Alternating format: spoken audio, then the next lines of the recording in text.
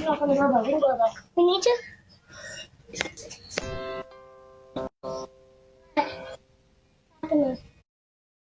Knock on the doorbell. Ring doorbell. We need you.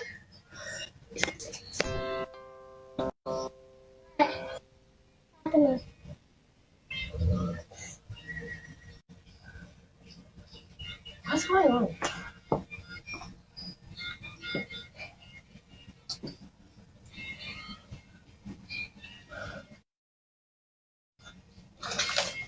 Do you live here? Yeah. You do? Papa. I don't believe that. What? I don't believe that. So what are you doing here? Rory, come on. Rory, come on.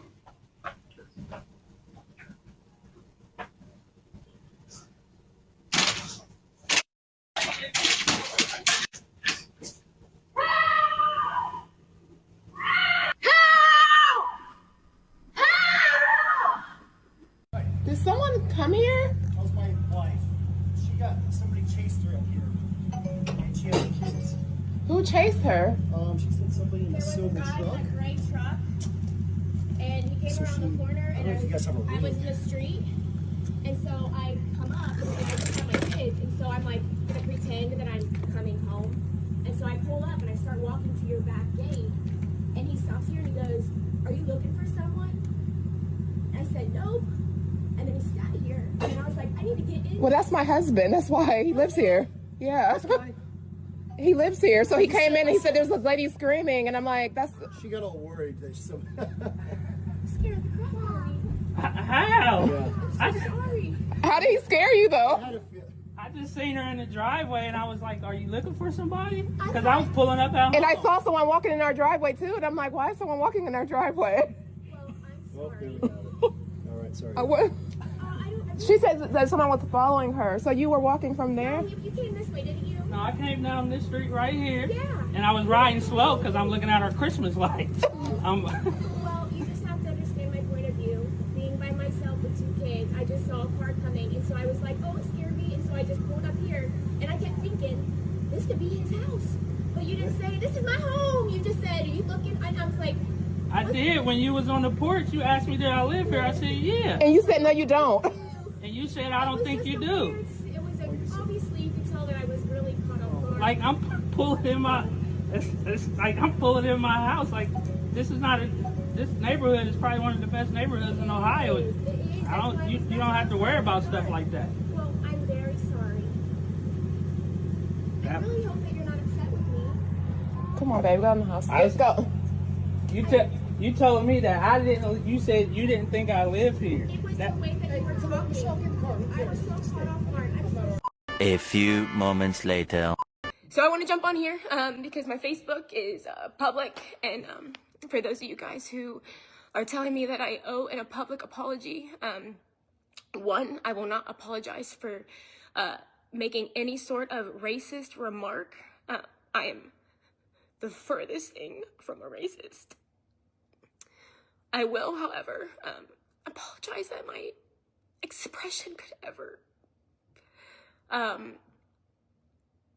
come across in such a way, or that somebody could think something of that nature of myself and my family. So long story short, I need to give the context because there's a lot of y'all who are, I'm sure, coming to my page right now not knowing. JB's coming down, hold on. And all the things. Construction. It's a corner house. I'm just thinking, oh my gosh, I'm on the front porch. This truck literally is halfway up the driveway. And I was like, my radar was like, nope, I don't think that this is your house.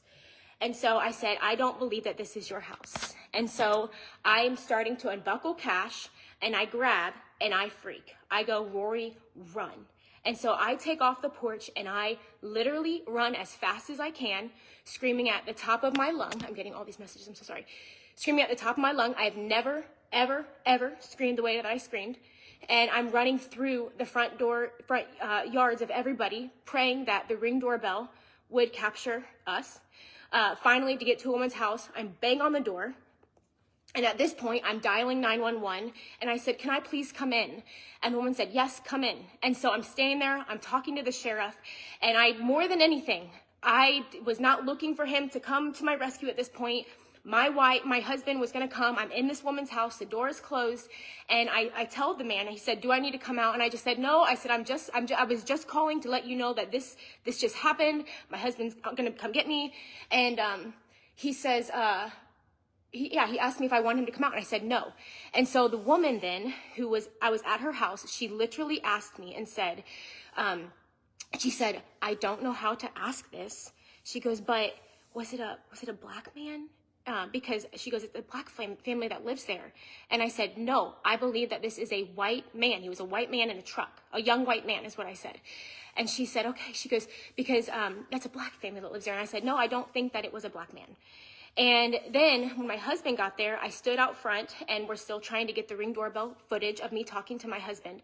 But he asked me again, he said, what house was it? And I said, it was this house right here. And he goes, are you sure it wasn't a black guy? He goes, because that's a black family. And I said, no, I don't believe that it was a black man. And so we get in the car and we go to pick up the stroller. And I've said this a million times, I have never felt the fear that I had even just pulling up in front of the house when John opened the door to get out of the truck. The amount of, I've never went into like fight or flight like that before. And so he gets out of the car and he goes up to the woman's house, and a woman comes out onto the front porch, and she says something along the lines like, did you forget something, or did you leave something? And John laughs and he's like, yes, we did. I'm so sorry. And I get out of the car and I walk up to the woman, and I could not tell her fast enough what had happened.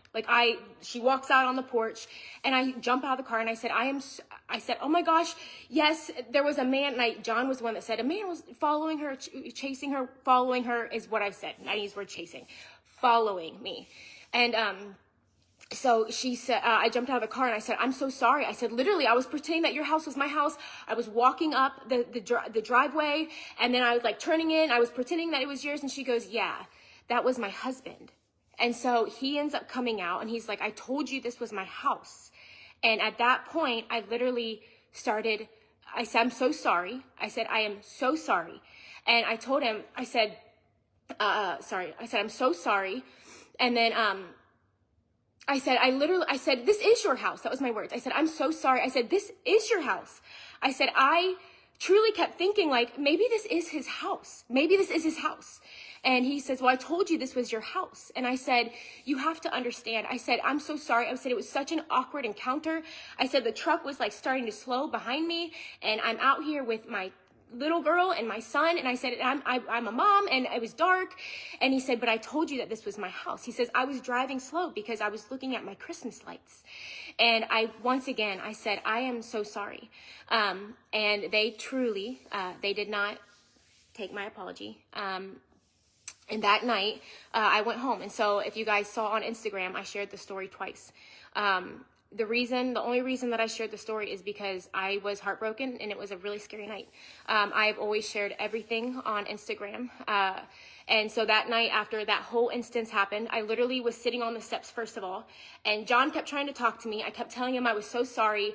And I've never, just the panic. I literally could not come down from this fight or flight. From the time that I was at the woman's house to literally 30 seconds later, telling the woman that I was just followed, to the man stepping out on the front porch and it being his house. It was like all of these different emotions. And so I'm sitting at home, literally having this meltdown. And I kept telling John I was so sorry. I felt really stupid. And so on the way home, I forgot to say that the cop was driving around our neighborhood. And I'm getting all these messages. I'm so sorry. The cop was driving around our neighborhood, and I stopped him. We stopped him, and I jumped over, rolled the window down, and I said, I am so sorry. I said, I'm so sorry. I said, it was his house. It was a misunderstanding. I'm so sorry. He was like, it's okay. I'm glad everything's fine. I was like, yes, it's fine. So I ended up, we went home. And that night when I got home, I had tears, and I was making a cup of coffee. And if you guys know me, I put everything on Instagram. I talk all the time. It was an innocent mistake. I felt really stupid. I absolutely was crushed I felt like they thought I was stupid. I already felt stupid. I truly felt stupid. Like I said to them on the porch, like I kept thinking like maybe this is his house. And then like I'm running and screaming at the top of my lungs.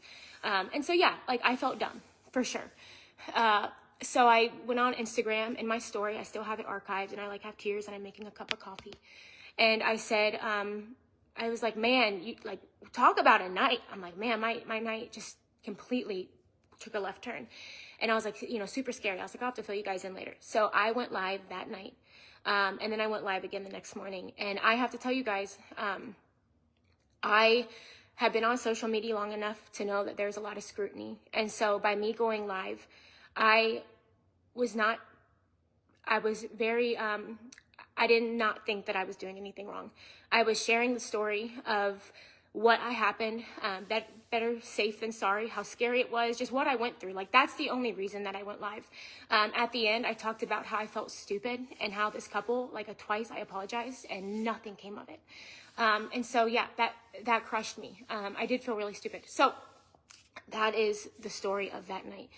Many of you guys were on those lives, and so you guys know the exact emotions and state that I was in. So we are here.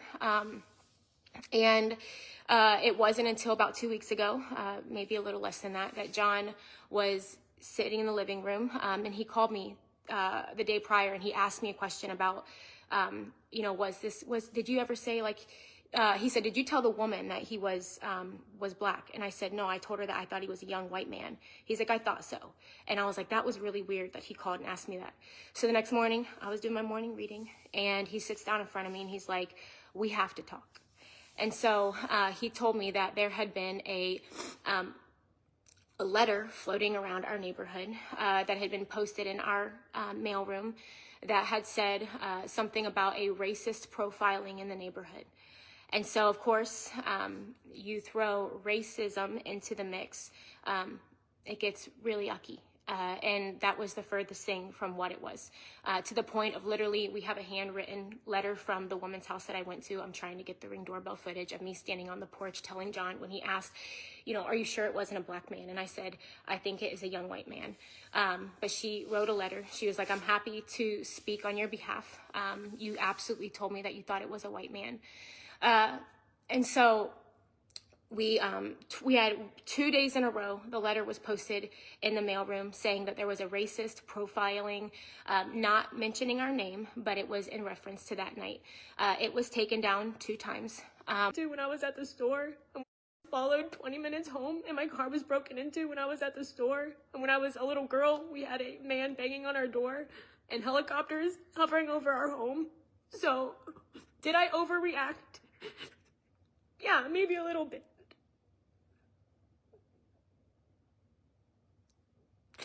But I showed up at the door and I said that I was sorry 2 times.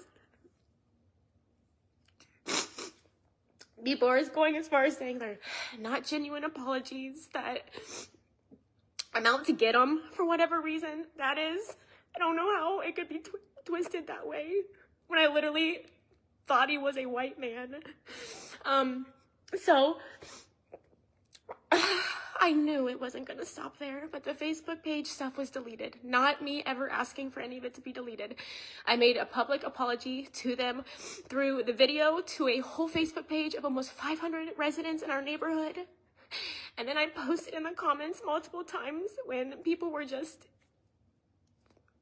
saying, like, disgusting and just tearing down our family's name. I once again came on and I said, if there's ever an opportunity to reconcile, like, I will. I'm so sorry I could have ever offended you.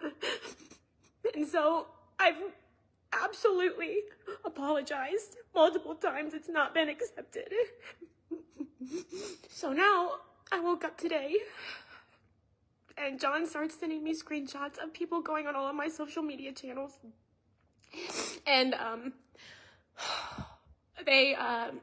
had to make my pages private on the one of the videos of us talking about opening our store, there were over 360 comments, some of which absolutely were from our members, but I would say over 300 of them within a 10-minute span were from people coming to absolutely attack us, saying anything and everything you can imagine, from hating on my faith, tying that to racism and me not being who I say I am, to my family, to be on a lookout, to our business is destroyed, to you can imagine everything that's being said, to our direct messages, to my friends and members being messaged saying that I'm a racist, going as far as saying that I was trying to have a black man killed. That was commented a few times. To people texting me personally, calling me a racist pig. Our direct messages, our other businesses, Crave is being attacked, and every business platform, my Facebook ratings, everything is being attacked right now.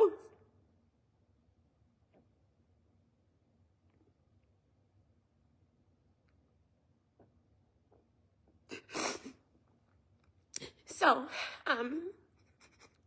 everybody keeps asking for a public apology, and I wanted to get ahead of it. I don't want to just stay quiet, but I did shut my pages to private. I've explained to my Instagram exactly what I'm explaining to y'all. I absolutely am so sorry that I didn't think more of how they possibly could have felt in the moment and my reaction. I'm not trying to play the victim. Very few people have truly said they can't, putting themselves in my shoes, and it does make me angry.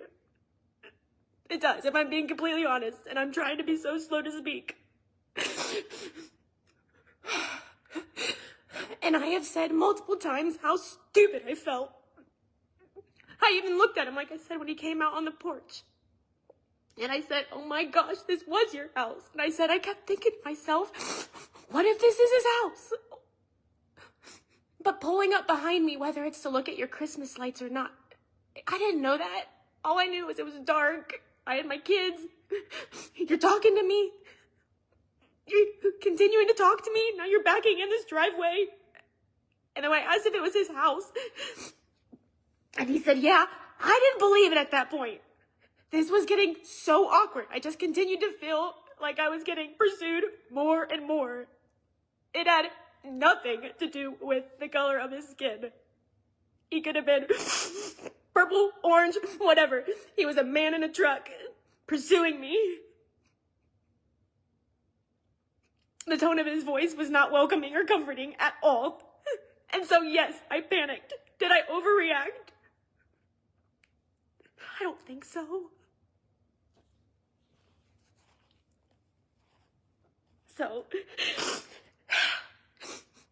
I'll leave this here for you all to decide what you believe.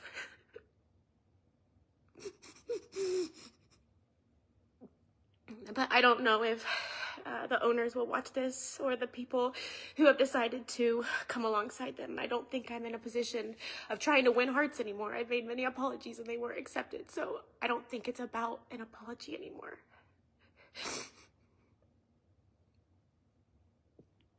But I just wanted you all to know that I am a lover of everyone. I really am. And once again, I'm sorry for anything that I could have done to not hold your heart. What a terrible situation and terrible timing. Like, that's what it all boils down to. Really terrible timing. And now it's just getting really, really ugly. So, I just wanted to make sure that this was put out there publicly.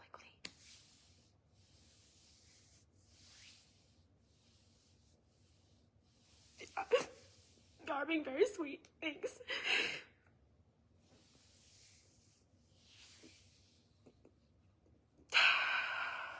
Thanks, guys.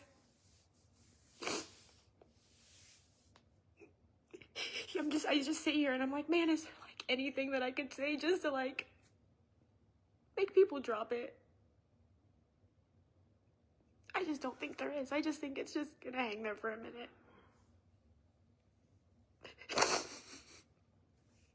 Thank you for giving your time to this, everybody.